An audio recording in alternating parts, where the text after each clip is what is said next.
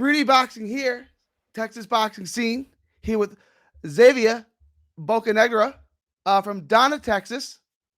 Uh, Want to introduce you. How you feeling today, champ? You got some big news.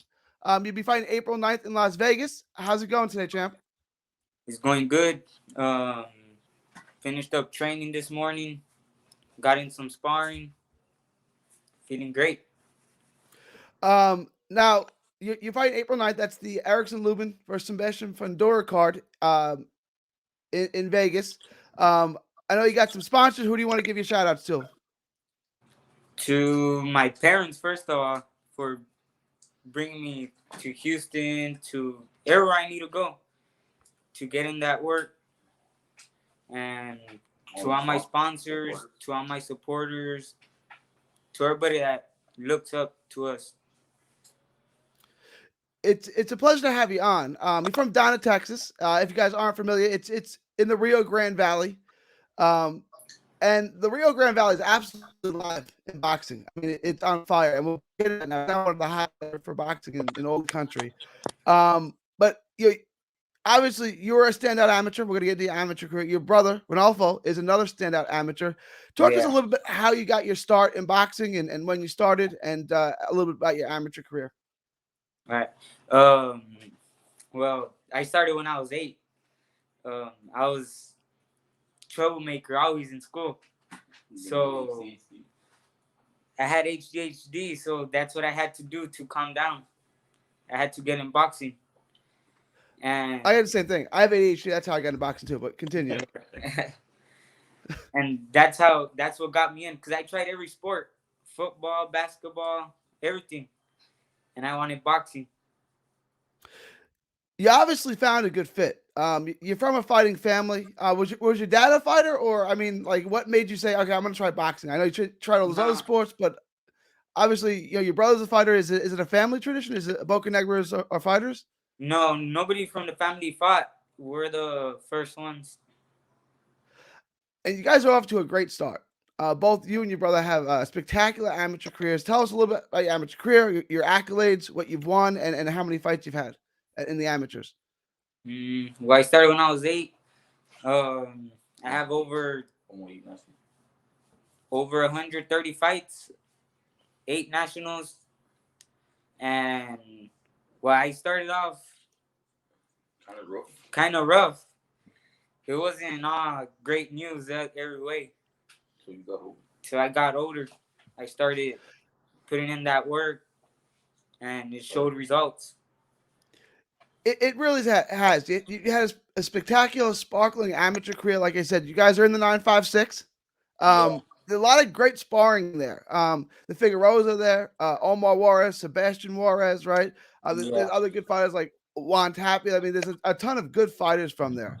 What's going on in the Rio Grande Valley that all of a sudden now it's become such a hotbed for young boxing, and in Laredo too? There's a ton of good fighters out of Laredo too. I know that's not the Valley, but it's still 956. So what's going on down there that all of a sudden all these good fighters are all coming out around the same age? Well, they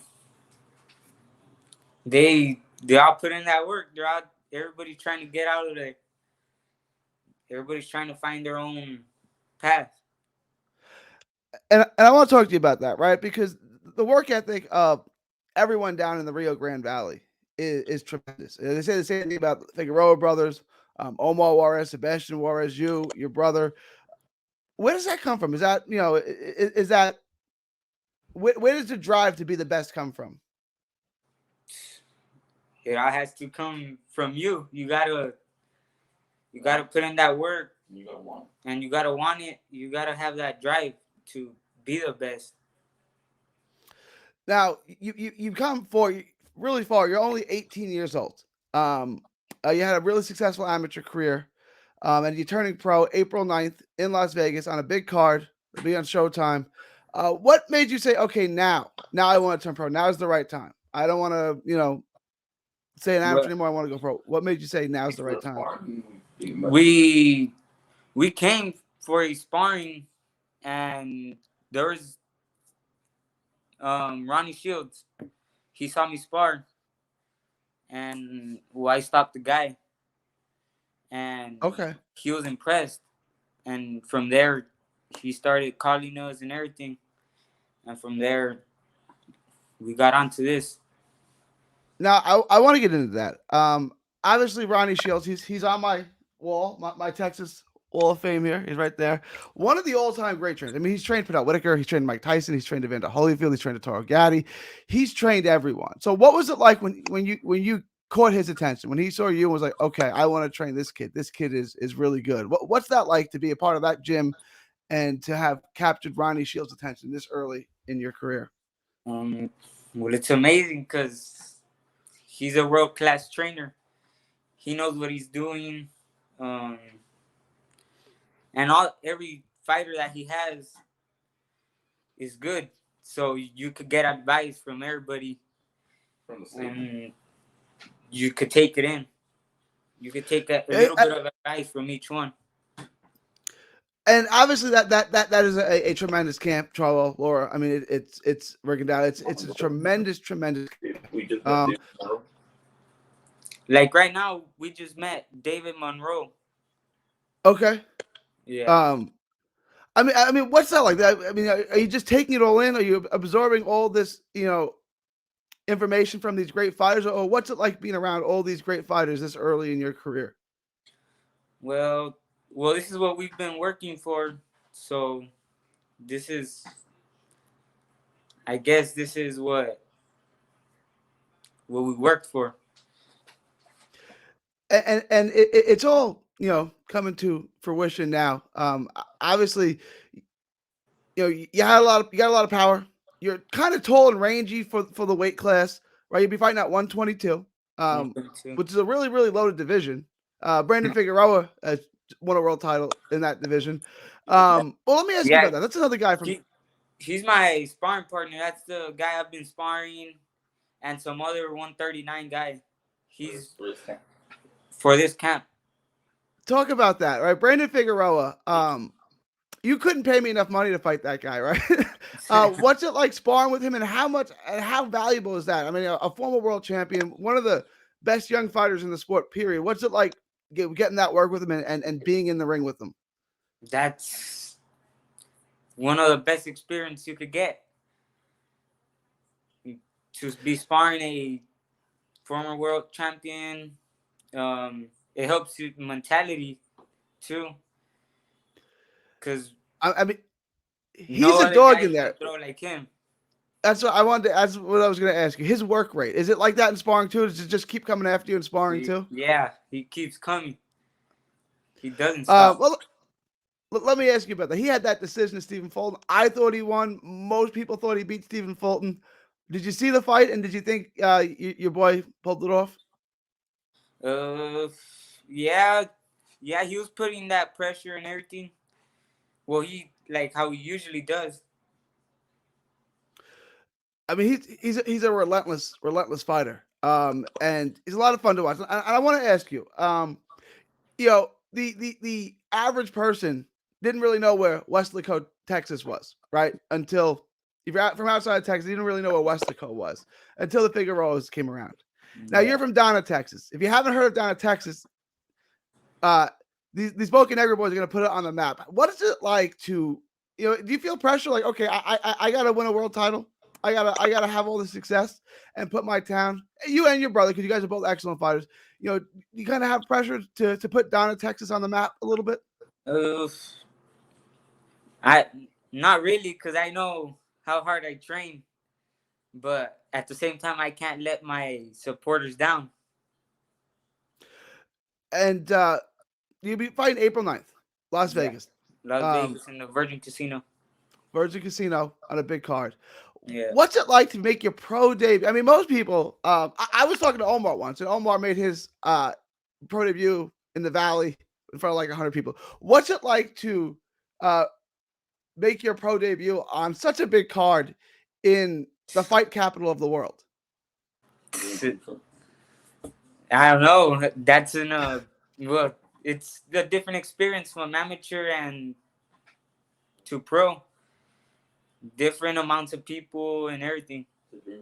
It's a dream come true. I mean, it's an incredible scene to make your pro debut.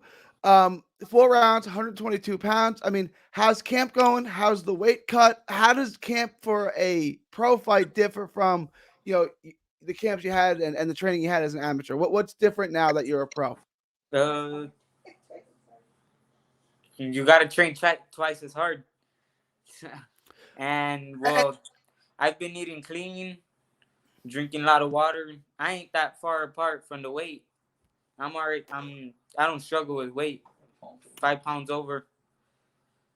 Okay, so 122 is not a problem, and you're kind of long and rangy for the weight class. Is 122 where you see yourself for the near future, or can you go down, or are you going to go up? Or as far as your weight, what weight class do you think you'll be fighting at over the next few years as you make your progression into I'll stay there world in title contention? 122. And I want to ask you that, right? You've said you've sparred with Brandon. He's your sparring partner for this camp. He's from the same area as you. He's from the same region as you. Is that someone you look up to? Be like, okay, if Brandon can do this, if Brandon can win a world title, I can win a world title. Yeah, well, I'm sparring with the best, so I gotta push it. I want to be up there too. Like I said, the skills are phenomenal. You're a big puncher. How would you describe your style in the ring, right? For those who haven't seen you, who are not familiar with your amateur career, if I said, Xavier Bocanegra, what kind of fighter are you? How would you describe your style? Can't describe it. Once you're in there, there's no way out.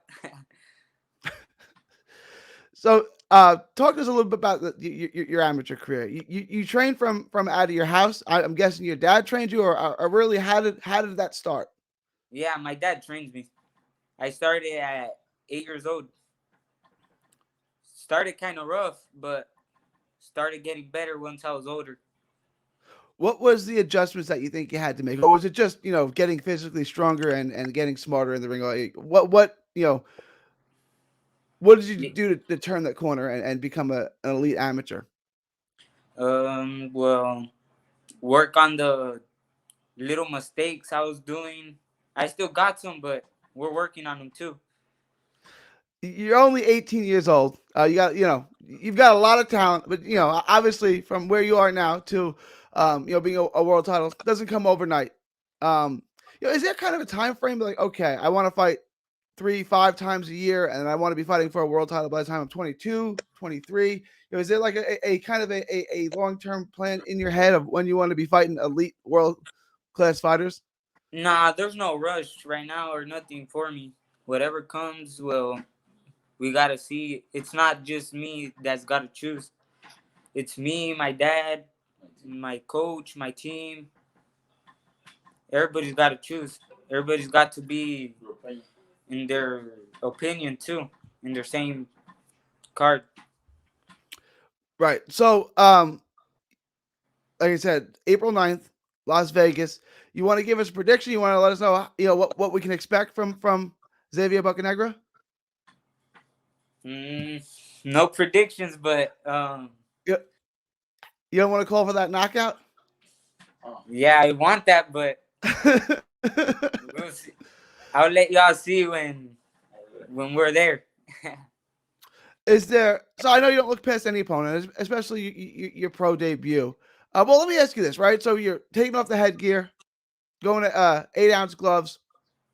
Is there any worries? Like, is there any, what's like, what goes through your mind now that you're a pro, right? Like, how is it different than fighting as an amateur? It's gonna be better because I'm a puncher. And now you got the small gloves and no headgear. Yeah. We're looking forward to it. Like I said, you and let me ask you about your power. Is that God given, or is that something that you really developed over time in the gym? God given. Just blessed hands, right? Yeah. Blessed power.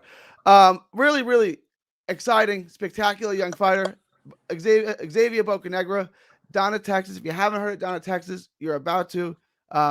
And your brother too. When's your brother fighting next? He did really, really well. He came up just short in the nationals. When's your brother going to be back in the ring in the amateur ranks? He's gonna fight the Junior Olympics in June, I think it is. Really talented, really classy family from Donna, Texas, the Bocanegras. It's an honor to have you on. Looking forward to it. Tell everyone where they can find you on social media. Okay, they could find me at Xavier Bocanegra official Okay. in Instagram, and on Facebook, Xman y el Rayito Bocanegra. I was looking for your Facebook. I couldn't find it. Okay. God bless, champ. All Looking right. forward to it. You want to give a shout out to anyone? I'll give you the last word. To all my sponsors, all my supporters, my sparring partners, and my parents. All right. God bless, champ. Looking forward to it. April All 9th, right. showtime. Las Vegas. It's the Virgin Casino? Yeah. All right. God All bless, right. champ. Looking forward to Thank it. you for the interview. All right. Thank you. Bye. Bye.